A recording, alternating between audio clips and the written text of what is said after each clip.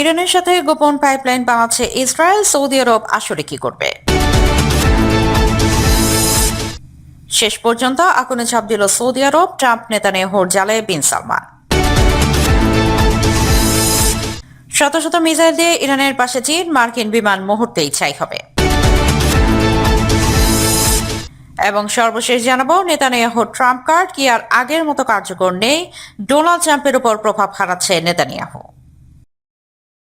দর্শক, শুনছিলেন সংবাদ শিরোনাম, এখন জানিয়ে দেব বিস্তারিত সংবাদ। তবে তার আগে অনুরোধ থাকবে, এই ভিডিওটিতে একটা লাইক দিন এবং কমেন্ট করে জানিয়ে দিন আপনি কোথা থেকে বা কোন জেলা থেকে আমাদের সংবাদ শুনছেন এবং দেখছেন। ইয়েমেনের ইরান সমর্থিত বিদ্রোহীদের ধারাবাহিক হামলায় সৌদি আরবের তেল স্থাপনা ও রপ্তানি অবকাঠামো নতুন করে ঝুঁকির মুখে পড়েছে। লোহিত সাগর ও বাব আল মান্দেব প্রণালীতে হামলার আশঙ্কায় সৌদির প্রচলিত তেল রপ্তানি ব্যবস্থায় চাপ বেড়েছে। এই পরিস্থিতিতে মধ্যপ্রাচ্যের বহুদিনে বিস্তৃত একটি অবকাঠামো ইসরায়েলের ইলাদ আশকেলন পাইপলাইন আবারও আলোচনায় এসেছে। বিশ্লেষকদের মতে সংকট দীর্ঘায়িত হলে এটি সৌদি আরবের জন্য একটি বিকল্প রপ্তানি পথ হতে পারে। সাম্প্রতিক সপ্তাহগুলোতে সৌদি আরামকোর জাজান ও ইয়ানবুর তেল স্থাপনায় হামলার দাবি করেছে ইয়েমেনি বিদ্রোহীরা। রয়টার্সের তথ্য অনুযায়ী গত 27 জুলাইয়ের হামলার পর প্রতিদিন 4 লাখ ব্যারেল উৎপাদনক্ষম জাজান শোধনাগার সাময়িকভাবে বন্ধ করে দেয় সৌদি আরামকো। হামলায় শোধনাগারের গ্যাসিফিকেশন ইউনিট ও তেল রক্ষণাগার ক্ষতিগ্রস্ত হয়েছে। মেরামত কাজ আগস্টের মাঝামাঝি পর্যন্ত চলতে পারে। সৌদি আরবের ইস্ট ওয়েস্ট পাইপলাইন হরমুজ প্রণালী এড়িয়ে দেশের পূর্বাঞ্চল থেকে ইয়ানবু বন্দরে তেল পৌঁছে দেয়, তবে সেখান থেকে ইউরোপে রপ্তানি করতে জাহাজকে বাব আল মান্দেব প্রণালী অতিক্রম করতে হয়, যা বর্তমানে ইয়েমেনি বিদ্রোহীদের হামলার ঝুঁকিতে রয়েছে। ফলে বিকল্প রপ্তানি পথ খুঁজতে হচ্ছে সৌদিকে।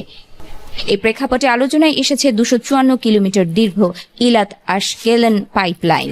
1960-এর দশকের শেষ দিকে তৎকালীন শাহ শাসিত ইরান ও ইসরায়েলের যৌথ উদ্যোগে গোপনে নির্মিত এই পাইপলাইনের উদ্দেশ্য ছিল লোহিত সাগরের ইলাদ বন্দরে আসা ইরানি অপরিশোধিত তেল ভূমধ্য সাগরের আশকেলন বন্দরে পৌঁছে সেখান থেকে ইউরোপে রপ্তানি করা।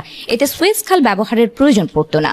সিআই এর প্রকাশিত নথি অনুযায়ী প্রকল্পটি সে সময় অত্যন্ত গুরুত্বপূর্ণ ও কৌশলগত উদ্যোগ হিসেবে বিবেচিত হয়েছিল। 1979 সালের ইসলামী বিপ্লবের পর ইরান ইসরায়েল সম্পর্ক ছিন্ন হলে পাইপলাইনের নিয়ন্ত্রণ ইসরায়েলের হাতে চলে যায়। বর্তমানে এটি ইউরোপ এশিয়া পাইপলাইন কোম্পানি ইএপিসি পরিচালনা করছে। সম্প্রতি ইসরায়েলের জ্বালানি মন্ত্রী এলি কোহেন সৌদি আরব থেকে ইলাদ পর্যন্ত নতুন সংযোজন স্থাপনের প্রস্তাব দিলেও তা বাস্তবায়নের জন্য সৌদি আরবের সম্মতি দরাজ। পরিকল্পনা অনুযায়ী সৌদি তেল প্রথমে ইস্ট ওয়েস্ট পাইপলাইনে ইয়ানবু বন্দরে যাবে, সেখান থেকে জাহাজে ইলাদ বন্দরে পৌঁছে পাইপলাইনের মাধ্যমে আশকেলনে নেওয়া হবে এবং পরে ভূমধ্য সাগর হয়ে ইউরোপে রপ্তানি করা হবে। তবে এই পাইপলাইনের দৈনিক পরিবহন ক্ষমতা প্রায় 12 লাখ ব্যারেল, যেখানে সৌদি আরব প্রতিদিন 60 থেকে 75 লাখ ব্যারেল তেল রপ্তানি করে। ফলে এটি মূল রপ্তানি পথের বিকল্প নয়, বরং জরুরি পরিস্থিতিতে সহায়ক একটি অতিরিক্ত রুট হতে পারে।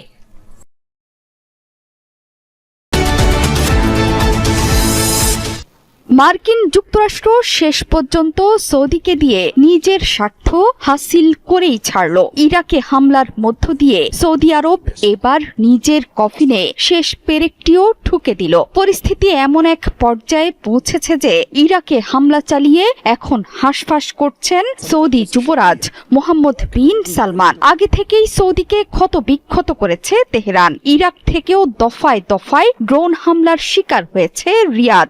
এতদিন আড়ালে থাকলেও সৌদির সামনে দাঁড়িয়ে যুদ্ধের প্রস্তুতি নিচ্ছে ইরান সমর্থিত ইরাকি মিলিশিয়া বাহিনী। এর মধ্যেই যুদ্ধের ঘোষণা দিয়ে ফেলেছে ইরাকি সরকারও। সৌদি মার্কিন হামলার নিন্দা জানিয়ে সরকার বলছে প্রতিবেশী রাষ্ট্রের হুমকি প্রতিরোধ এবং দেশের সার্বভৌমত্ব রক্ষায় পরিকল্পনা অনুমোদন করেছে দেশের জাতীয় নিরাপত্তা পরিষদ।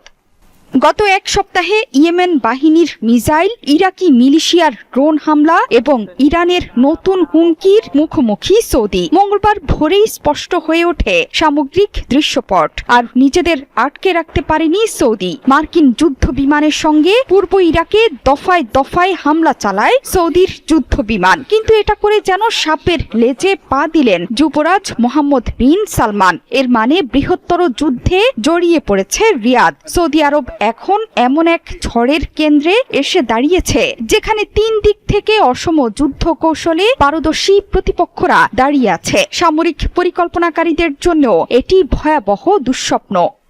সৌদি তার মিত্র আমেরিকার সাহায্য নিয়ে নিজেদের সেনাবাহিনী আধুনিকীকরণ এবং অত্যাধুনিক মিসাইল প্রতিরক্ষা ব্যবস্থা গড়ে তুলতে ব্যয় করেছে কয়েক হাজার কোটি ডলার। কিন্তু দেশের বিশাল ভূখণ্ড, দীর্ঘ উপকূল রেখা এবং বিস্তৃত তেল অবকাঠামো রক্ষাই এখন বড় চ্যালেঞ্জ। গত সপ্তাহে লোহিত সাগর উপকূলে সৌদির দুটো তেল স্থাপনায় আঘাত হানে ইয়েমেন বাহিনী। এর আগে বাব আল মান্দেব প্রণালীত তেলবাহী জাহাজে হামলা চালায়। যুদ্ধে জড়ালে তেল বাণিজ্যের ক্ষেত্রে গভীর সংকটে পড়ে যাবে সৌদি।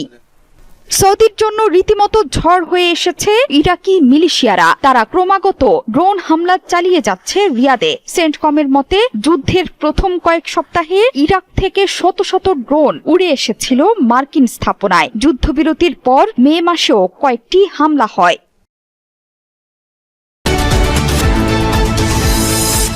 চলমান মার্কিন ইসরায়েল যৌথ আগ্রাসনের মুখে নিজেদের গুড়িয়ে যাওয়া প্রতিরক্ষা ব্যবস্থা পুনর্গঠনের মরিয়া চেষ্টায় লিপ্ত হয়েছে ইরান। দীর্ঘ 5 মাসেরও বেশি সময় ধরে চলা এই রক্তক্ষয়ী সংঘাতে তেহরানের সামরিক ঘাঁটি ও কৌশলগত অবকাঠামো রক্ষা করার ক্ষেত্রে আকাশ প্রতিরক্ষার বড় ধরনের দুর্বলতা প্রকাশ পেয়েছে।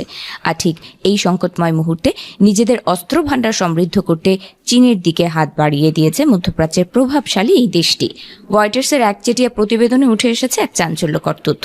যুক্তরাষ্ট্র ও ইসরায়েলের অব্যাহত হামলার জবাব দিতে এবং নিজেদের স্বল্প পাল্লার আকাশ প্রতিরক্ষা ব্যবস্থা শক্তিশালী করতে চীন থেকে কাঁধে বহনযোগ্য শত শত আকাশ প্রতিরক্ষা ক্ষেপণাস্ত্র কেনার দ্বারপ্রান্তে রয়েছে ইরান।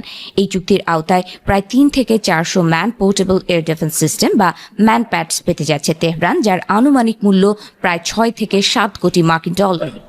চুক্তির বিষয়টি নিখুঁতভাবে গোপনীয়তার সঙ্গে পরিচালিত হলেও এর নেপথ্যে রয়েছে হংকং ভিত্তিক একটি মধ্যস্থতাকারী প্রতিষ্ঠান জংকিং বাওসাং ইন্টারন্যাশনাল ইনভেস্টমেন্ট। বেইজিং ভিত্তিক মূল প্রতিষ্ঠানের ছত্রছায়ায় পরিচালিত এই মধ্যস্থতাকারী প্রতিষ্ঠানটি ইরান এবং চীনা সরবরাহকারীদের মধ্যকার সেতু হিসেবে কাজ করছে।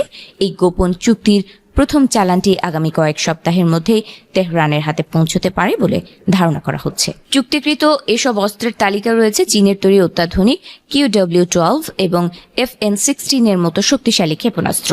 ইনফ্রারেড বা তাপের সংকেত শনাক্তকারী এই কাঁধে বহনযোগ্য ভূমি থেকে আকাশে নিক্ষেপযোগ্য ক্ষেপণাস্ত্রগুলো মূলত নিচু দিয়ে উড়ে যাওয়া শত্রু যুদ্ধ বিমান, হেলিকপ্টার এবং ড্রোন নিমেষেই ধ্বংস করতে পারদর্শী। এগুলো সহজে বহনযোগ্য হওয়ায় সামরিক ঘাঁটি ও জ্বালানি অবকাঠামোর আশপাশে দ্রুত মোতায়েন করা সম্ভব। এদিকে যুক্তরাষ্ট্র ও ইরানের মধ্যে গত 17 জুন একটি প্রাথমিক সমঝোতা স্মারক সই হওয়ার পর কিছুদিন হামলা বন্ধ থাকলেও সম্প্রতি তা আবার নতুন করে রূপ নিয়েছে। গত শুক্রবার থেকে উভয় পক্ষ হামলা বন্ধ রাখার ঘোষণা দিলেও বুধবার ভোরে পরিস্থিতি ফের উত্তপ্ত হয়ে ওঠে।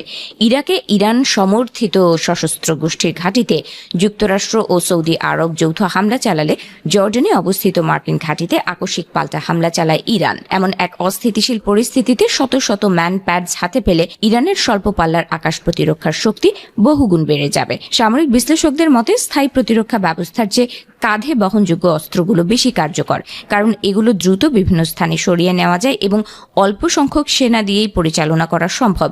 তবে অস্ত্র সরবরাহের এই প্রক্রিয়ায় নিরাপত্তা ঝুঁকি এড়াতে স্থলপথ ব্যবহারের কথাও গুরুত্বের সঙ্গে বিবেচনা করছে তেহরান। পরিকল্পনা অনুযায়ী প্রথম দফায় পশ্চিম চীনের উরুমচি থেকে আকাশপথে অস্ত্রগুলো পাঠানো হতে পারে এবং পরবর্তীতে তা পাকিস্তানের ভূখণ্ড হয়ে ইরানে প্রবেশ করবে। যদিও চীন ও পাকিস্তান উভয়েই এই অস্ত্র সরবরাহের সাথে তাদের সংশ্লিষ্টতার কথা অস্বীকার করে একে সম্পূর্ণ বানোয়াট ও ভিত্তিহীন বলে দাবি করেছে।